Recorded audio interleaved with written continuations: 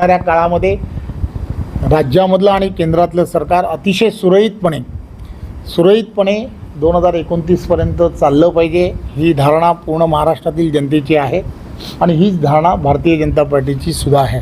आणि भारतीय जनता पार्टीचा प्रदेशाध्यक्ष म्हणून आणि पूर्णच्या पूर्ण पार्टीचे असणारे आमचे सर्व नेते मंडळी याच दिशेने आहेत.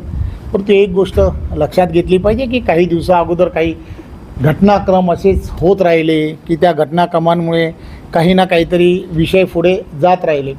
कालच या संदर्भामध्ये 2 दिवसा अगोदर आदरणीय एकनाथराव शिंदेजी उपमुख्यमंत्री आमचे महायुतीतले नेते आहेत त्यांच्याशी चर्चा झाली आणि त्यांनी या संदर्भामध्ये विषय जे आहेत ते विषय आपण अधिक वाढवू नयेत असं ज्यावेळेला सांगितलं त्यावेळेला मी त्यांना म्हटलं की आपण काय करावं ते लवकरच आम्ही सर्वजण देवेंद्रजी मी आणि ते आम्ही सर्वजण बसणार आहोत. त्यामुळे त्यांनी असं मला सांगितलं की जे घडलं आहे त्यापैकी काही गोष्टींवरती आपण पडदा टाकला पाहिजे.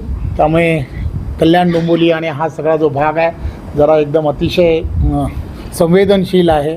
त्यामुळे त्या संवेदनशील भागामध्ये काही प्रवेश हे शिवसेनेकडून काही प्रवेश घेण्यात आले. त्यामुळे मग त्या दृष्टिकोनातून भारतीय जनता पार्टीने सुद्धा काही प्रवेश त्या संदर्भात घेतले.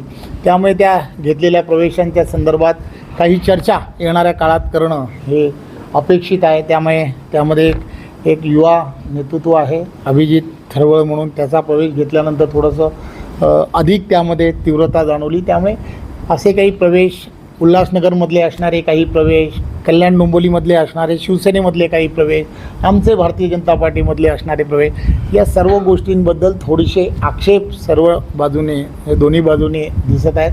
त्यामुळे त्या संदर्भात वरिष्ठ मंडळी सगळेजण बसतील असं आम्ही सर्वांनी ठरवलं आहे. त्यामुळे या सगळ्या गोष्टीची चर्चा 100% होईल आणि तूर्तता या सगळ्या गोष्टीवरती पडदा पडला पाहिजे. यानंतरच्या काळात महाराष्ट्रातील असणाऱ्या सगळ्या भारतीय जनता पार्टी शिवसेनेतील सर्व कार्यकर्त्यांनी आणि पदाधिकाऱ्यांनी आपापसामधले असणारे कोणालाही घेऊ नये अशा पद्धतीचा हा निर्णय आम्ही आता सध्या शिंदेसाहेब असतील, देवेंद्रजी असतील आणि आम्ही भारतीय जनता पार्टीचे आणि आम्ही सगळीजणं राजकारणामध्ये असणारे बरेच वर्षाचे एकत्र काम करणारे कार्यकर्ते, महायुतीमध्ये करणारे कार्यकर्ते आहोत. त्यामुळे आम्ही सर्वांनी मिळून असा निर्णय घेतला आहे. त्यामुळे लवकरच अधिवेशन काळामध्ये कधीतरी एक दिवस जे प्रवासामध्ये किंवा कसं ना काहीतरी बसून या सगळ्या गोष्टीची चर्चा होईल. परंतु महाराष्ट्राला येणाऱ्या काळामध्ये गतिमान करण्यासाठी देवेंद्रजींच्या नेतृत्वामध्ये एक चांगल्या पद्धतीने महाराष्ट्रातील जनतेला जे आवश्यक आहे ते करण्याचा निर्णय हा आम्ही सर्वांनी घेतलेला आहे. धन्यवाद. चला. अर्थमंत्री म्हणतात की पैशाची कमी, लाडकी बहीणमुळे पैशावर मोठा आर्थिक भेदभाव आहे, कर्ज घेण्याचे पाणी हे असताना प्रकल्प मोठ्या प्रमाणात राबवले गेले, कसं नियोजन होणार आहे? एक गोष्ट लक्षात काय घेतली पाहिजे, मी जसं म्हटलं तुम्हाला की देशाचे पंतप्रधान नरेंद्र मोदीजी यांच्या नेतृत्वामध्ये आणि महाराष्ट्रामध्ये आदरणीय देवेंद्रजींच्या नेतृत्वातलं महायुतीचं सरकार आहे. केंद्रातलं सरकार ठामपणे पूर्णच्या पूर्ण ताकदीने ज्यावेळेला महाराष्ट्रातील सरकारच्या पाठीशी उभं राहत आहे. याचा अर्थ काय, तर याचा अर्थ एकदम साफ आहे की केंद्रातलं सरकार महाराष्ट्रातल्या सरकार बरोबर आहे. त्यामुळे पूर्णच्या पूर्ण ताकदीने महाराष्ट्रातील असणारे सर्व प्रकल्प, सर्व योजना या चालू राहतील आणि महाराष्ट्रातील जनतेची सेवा करण्याची संधी आपण महायुतीच्या सर्व देवेंद्रजींच्या नेतृत्वातल्या सरकारला दिली आहे. त्यामुळे देवेंद्रजींच्या नेतृत्वात दूरदृष्टी असणारं नेतृत्व आहे.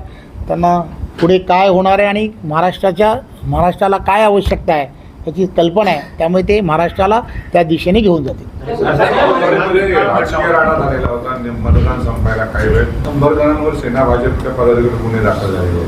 मी मगाशीच माझ्या सांगण्यामध्ये मी हे सांगण्याचा प्रयत्न केला, निवडणुका असतात, निवडणुकांना निवडणुकीसारखं घेतलं पाहिजे आणि निवडणुका संपल्यानंतर सर्व विसरलं पाहिजे.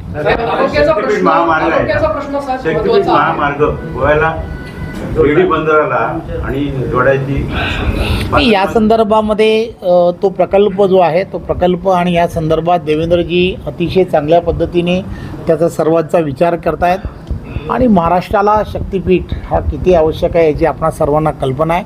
त्यामुळे ज्या ज्या ठिकाणी आवश्यकता आहे प्रकल्प ज्यावेळेला असे केले जातात त्यावेळेला त्याचा सर्व बाजूने विचार केला जातो.